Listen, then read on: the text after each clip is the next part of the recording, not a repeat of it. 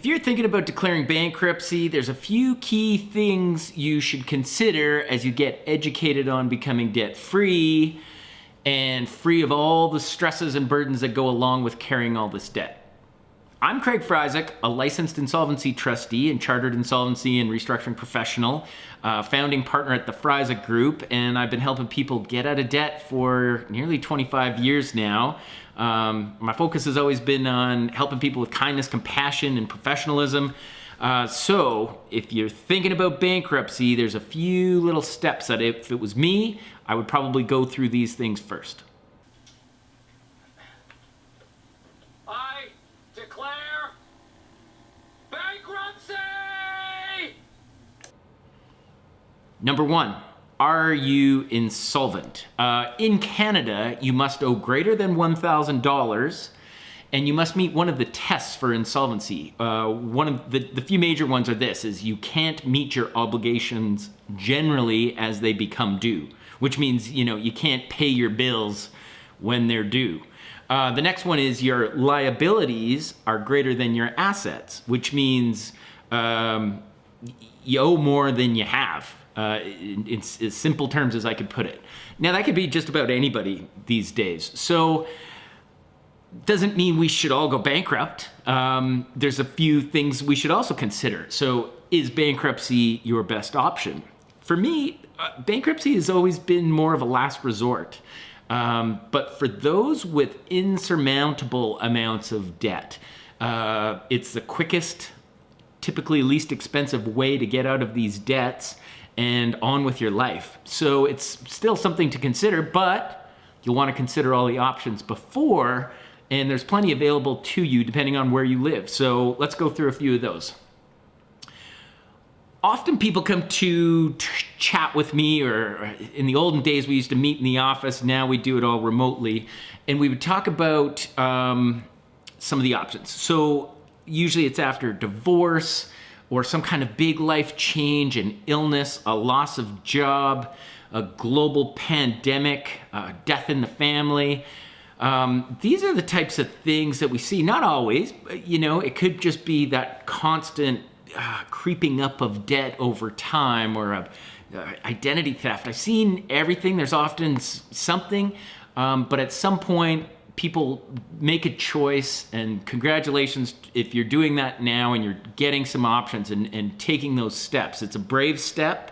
There's absolutely no shame in this. Most people I talk to are usually very pleased after we do some kind of restructuring program for them.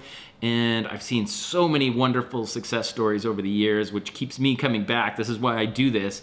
I get to see people start at a pretty low spot in their life.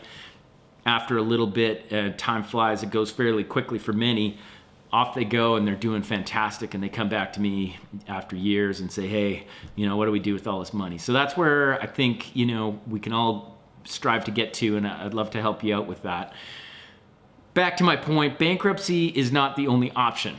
You can, if it was me, I would probably look at, do I have equity in my home or in vehicles or something, depending on how great your debt is and how much stuff you've got. Perhaps you could sell it off. That would be probably where I start. Or can I borrow money from someone?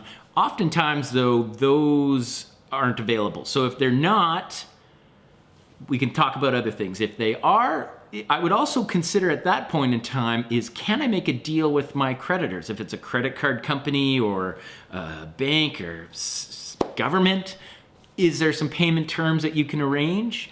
People are a little bit more flexible these days. Not everybody, but some. And can you make a deal with them? Can you make some kind of arrangement that'll work for you? Everybody's got their own situation, and you gotta kind of play to your strengths. So that's what I would consider.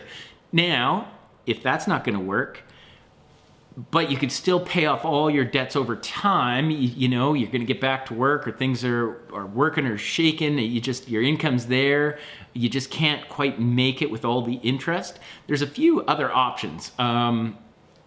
In Alberta, there's called an orderly payment of debts program, which is something I would consider.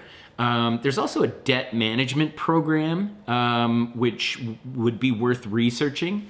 Just be very careful. There are a few companies out there that will take money first or make sure you pay them, and they'll fill out a form and send you to somebody like me, a licensed insolvency trustee, and they'll offer other services and stuff. But just be careful with your money. This is your money. You got to protect it, and you got to make sure you're making good choices. So my caution there is just be careful, research it. If you have questions about something, always call, you're welcome to call me, and we'll chat about it and what's going to be best. And we offer a free 1-hour consultation, sometimes 2 hours, sometimes 3 for some people, because we want to make sure you're educated on options and you're making the right one. In Alberta, I would recommend taking a look at a couple companies. The Credit Counseling Society of Alberta, I've heard good things. They offer that debt management program, as well as I would look at Money Mentors for the orderly payment of debts.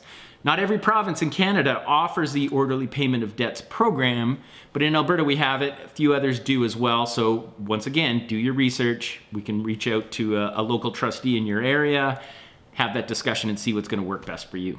Okay, moving on. These programs I just mentioned have you paying off 100% of what you owe back to your creditors, plus interest, perhaps a decreased interest rate, and some of the fees for the people helping you get through that. But for many, we've been living paycheck to paycheck, never getting ahead, paying heaps of interest, and you just paying off all your debt is not going to be an option. So before bankruptcy, there's still one more option. It's called a consumer proposal.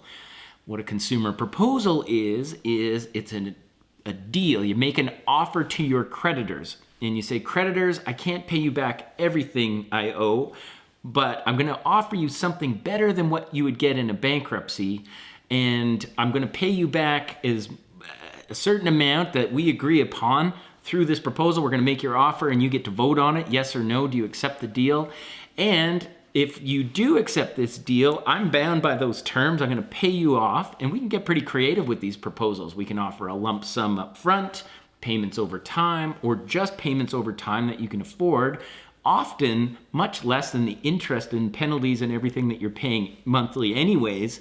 And that gives you some breathing room and some a chance to focus on your health, focus on your families and your job, and do better and eventually get over this debt. So, consumer proposal, definitely worth considering. It is administered through a licensed insolvency trustee, just like a bankruptcy is administered through a licensed insolvency trustee. So if you're thinking about that, definitely worth reaching out to somebody. And if bankruptcy is still the option, you should probably consider the downsides to bankruptcy, because there are some. It's not all moonlight and marmalade. There's some downsides as well. It's going to be on your credit report for up to 7 years from the date you finish your bankruptcy. Now, if you can't go get credit anyways, because your debt levels are too high, then does it really matter? I don't know. We got to work through that on an individual basis. You cannot be a director of a corporation if you are in bankruptcy. So that's important for many of our entrepreneurs. So you'll have to resign as director or put somebody that you know in there for the term that you are bankrupt. Once you're out of bankruptcy, then you can get back in. Okay, some other downsides. There's a cost to going bankrupt. Most people don't think of that. They just think, I declare bankruptcy, and that's sort of it. You just give everything away. That's not really how it works in practice. There's a cost. So the administration fees, you got to pay a government fee, and not all trustees charge the same amount. So you could also save some money, but by asking, hey, what are the fees? How much are they? And you know, if it was me, I would definitely ask that question. There's 2 counseling sessions as well. Now, I put these in downsides because some people think, oh, I got to do 2 mandatory credit counseling sessions.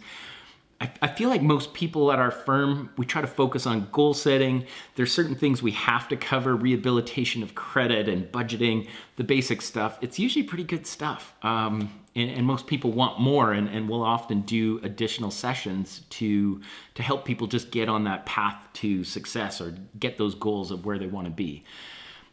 The only other thing I really want to mention is there's some debts aren't extinguishable by bankruptcy. So maintenance enforcement payments, if you owe maintenance enforcement for you've been divorced and you owe some money, those cannot be extinguished. When I say extinguished, I mean they're not covered under the bankruptcy. As well, student loans, if they're very recent, if they're within 7 years, student loans do not fall under that bankruptcy veil. So they'll survive bankruptcy, certain fines and for bodily harm and things like that. And this is definitely something you're going to want to talk to a licensed insolvency trustee about. One thing that is covered that most people are always so surprised, Canada Revenue Agency. If you owe taxes, that could be covered in this bankruptcy. People don't think that could be wiped out, but it can. So now it's almost tax season, so it is definitely something that we're going to start talking about more and more. I hope that helped. The question will be, is it worth it? I know it's scary to even just make a call to talk to a licensed insolvency trustee, but I find that most people who do and go through this process, the majority of them say, we wish we'd called years earlier. We've been fighting this for so long and the process wasn't as bad as we thought. And at the end of the day, nobody really knows or cares. That's something to consider. You got to consider the speed of recovery versus the continuing cost of battling and paying interest in that. I think that's worth considering and needs to be discussed to make sure you're making the right choice. And we know that it's a process. Some people have already done their research. They're ready to go. Other times it takes a little bit more of a learning process to get comfortable with it. And that's part of our job. And we hope we can help you with that. Doesn't hurt to talk to an expert. We can walk through the numbers. We can go through all of these options.